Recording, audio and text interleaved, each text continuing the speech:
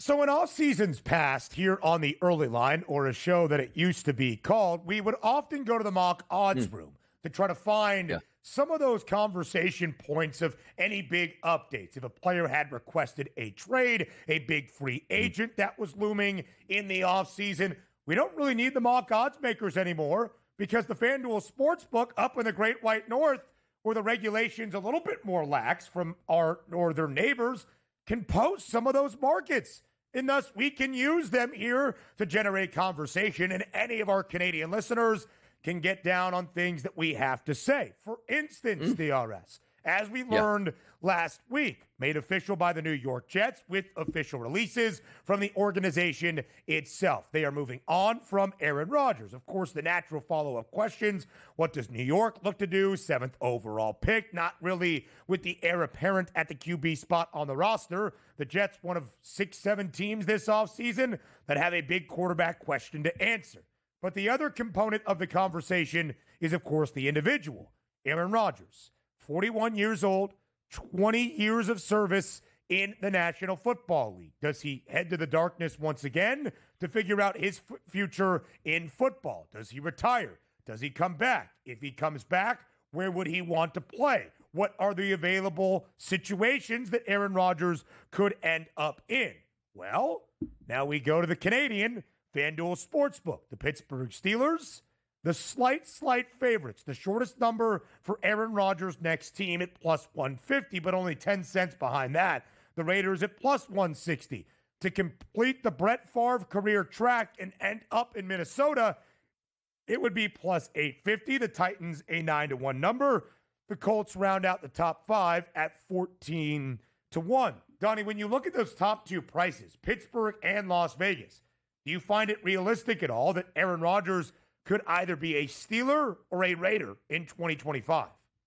It's realistic, but to be honest, he doesn't make sense for any football team. Like, what are your goals coming into 2025 where you would need Aaron Rodgers? Now, let me just get to the Minnesota Vikings quickly at plus 850. If this is a case that for some reason your rookie quarterback you don't think is going to be ready to play in September, where at least you need a veteran guy to run your offense, maybe I buy that, but I still don't. But let's understand what we're looking at, the Pittsburgh Steelers, and why they're a favorite at plus 150. Don't they already have this scenario with Russell Wilson, an aging veteran that's not nearly as good as what he once was, but can maybe get you to 500? They obviously hate Justin Fields, so you don't think he's going to be back there. So why would Aaron Rodgers, who can't get in the way out of anything, be better than even what you're getting right now out of your starting quarterback with Russell Wilson? Let's get to number 2, which I think is ridiculous at a plus 160 price. And this is going to show the disconnect. And here's what I talk about the New York Jets and what we had with Aaron Rodgers, which was absolutely nothing. And a new coach and a regime came in and said, Aaron, fly in here. We want to talk to you. We don't want you back. Please. I think I can be better. Aaron Rodgers saying, I think I can be better over this next year. No, we don't even want this. We just want to restart. We had 2 years of it. It was horrible. Let's move on. So then the Raiders, who are looking to jumpstart their franchise in a division that's going to be hell on wheels for like the next 5 to 6 years with the coaching and quarterback combinations, he's going to go there and maybe instead of winning 4 games, you win 6 games, which means now you can't actually get the quarterback that you desire to draft when you're supposed to be bad. He makes absolutely like the Raiders at plus 160. They should be plus 60,000 to get him at this point because there's no point in him going there. You're going to compete for a division? Nope. You're going to compete for the playoffs? No, you're not. You're going to win a Super Bowl? Nope. Are you going to get your quarterback next year? Nope, because Aaron Rodgers is there. That's a terrible one. So for me to answer this question, he doesn't belong anywhere for a franchise that needs to be sane about what they need in the future. How about that? Completely agree, DRS. I'm not so sure we are going to see Aaron Rodgers in 2025. I still think retirement is a very, very credible choice. Now, there have been some reports that Rodgers even flying to New Jersey to meet with the Jets as an organization does indicate that he still thinks he has some football life left. It's a long off season, and we know Aaron Rodgers likes to take his time. There is also the consideration, DRS, that his ego will not allow him to go out not on his own terms. The Jets made this decision very clearly for him. You're not our quarterback. We're not keeping you on the roster, despite what we owe you and you being under contract. So maybe Aaron Rodgers wants to make his pick, go somewhere else, and fade off into the sunset. But is that what Aaron Rodgers is going to do? So, Donnie, to me, it's really a three-part question. Number one, will he retire? I still think it's a 50-50 shot. Number two, what destination makes the most sense for Aaron Rodgers from his perspective? And that's even harder for me, DRS, than number three, what NFL team would want Aaron Rodgers? Because any of those places listed right there, is Aaron Rodgers the clear-cut number one walking in? Maybe with the Steelers, because they don't have another quarterback on the roster right now. Russell Wilson and Justin Fields, both free agents. Similar story in Las Vegas, kind of, but Aiden O'Connell is there. Is Aaron Rodgers at this stage of his career a 41-year-old quarterback that is still kind of fresh off a ruptured Achilles and looking like a 41-year-old quarterback, the clear-cut starter in face of the franchise anywhere he goes around the NFL? I'm not so sure. Certainly those other teams listed on the board, Minnesota, that's J.J. McCarthy's team.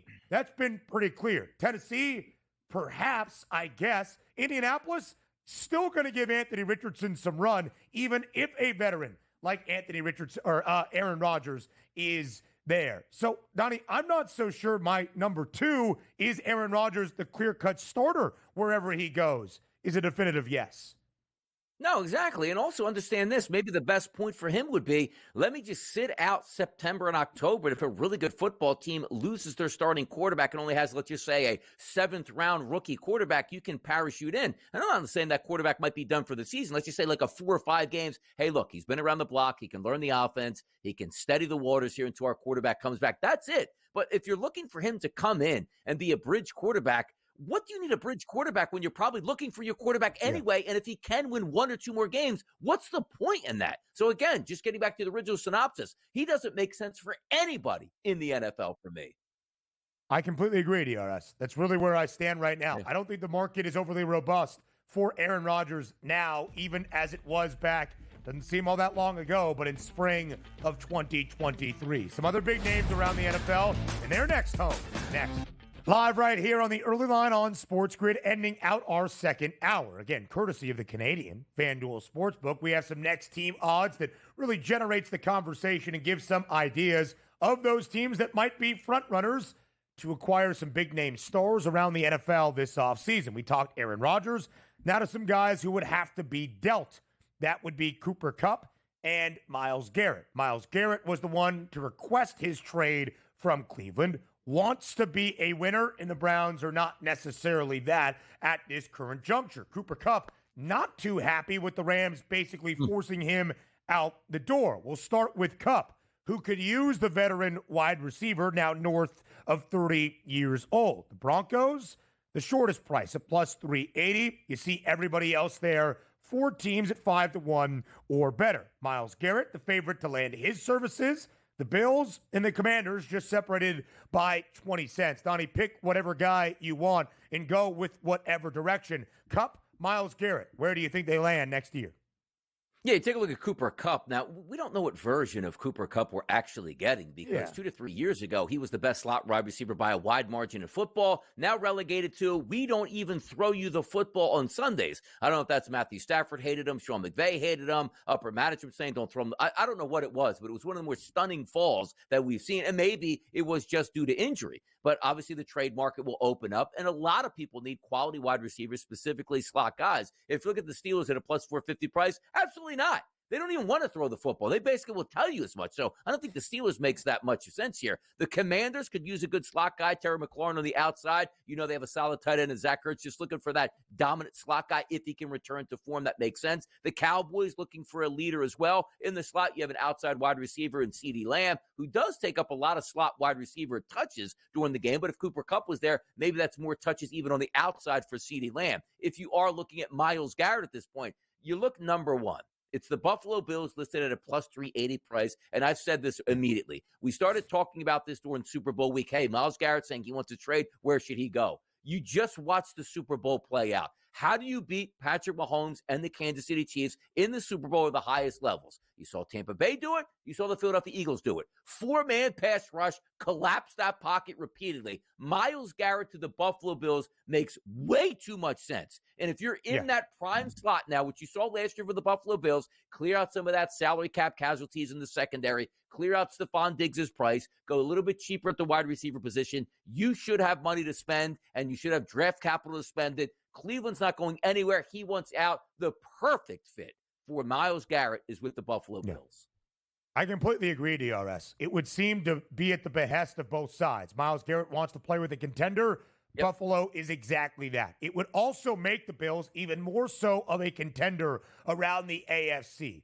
Often we see market movement for big name splashes and free agent acquisitions in blockbuster deals. But really, outside of a quarterback, is it more than like $1.50?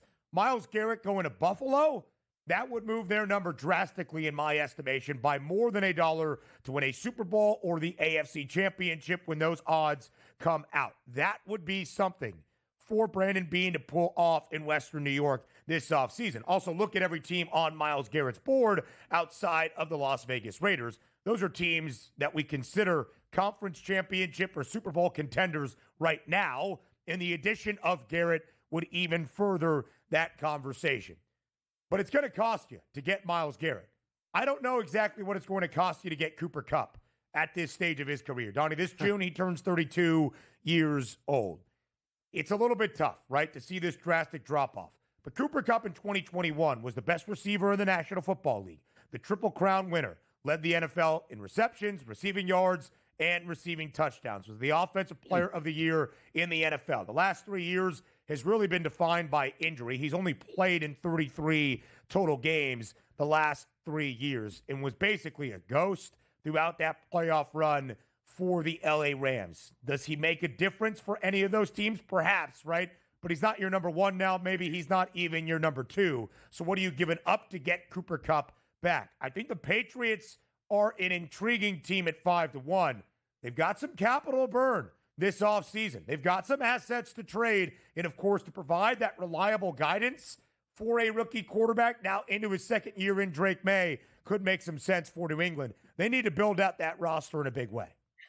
No, they do. And like we talk about, like, hey, they should be signing T. Higgins yesterday. So the minute free agency opens up, and then if you get a quality slot wide receiver, that can always help your quarterback out. Because you're right about one thing here. They have a lot of money to spend and a bad football team to spend it on. So any upgrades would be massive upgrades, particularly at the wide receiver position. Maybe Cooper does make some sense in New England.